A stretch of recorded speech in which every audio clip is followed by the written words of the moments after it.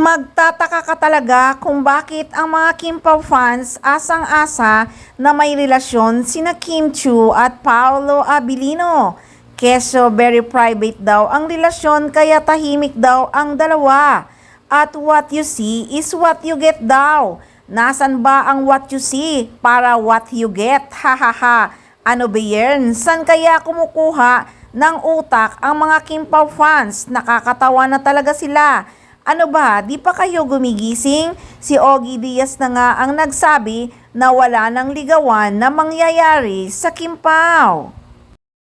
Dahil may ibang gusto si Paolo Abilino. Siyempre si Janine Gutierrez na yan. Wala nang paligoy-ligoy at isip-isip pa dahil Paunin is real na real. Paulit-ulit namang sinasabi ng isang source na malapit sa Paunin na hindi talaga naghiwalay ang Paunin. Soon nga daw ay malalaman din kaya just wait and see. At may mga ilang resibo ngang nakalap ng pagmamahalan ng Paunin. Mahihimatay na kayo sa sobrang kilig, guys. Kinikilabutan ako sa sobrang kilig. Kaya mga nananaginip dyan na mga Kim Pao fans, bangunguti na lang kayo sa inyong panaginip. Hahaha.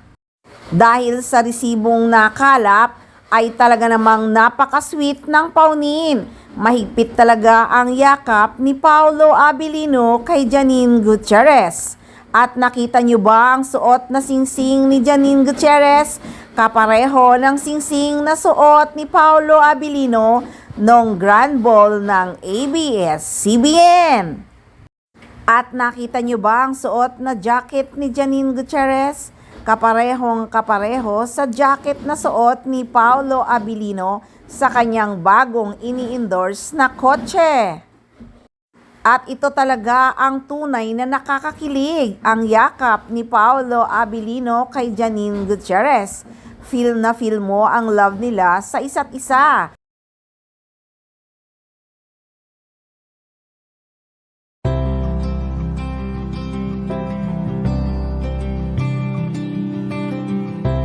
Bago lang ang picture na yan. Isa yan sa mga resibo na ayaw ilabas ng mga malalapit sa Paunin. Kaya mga Paunin fans, relax lang. Just wait and see.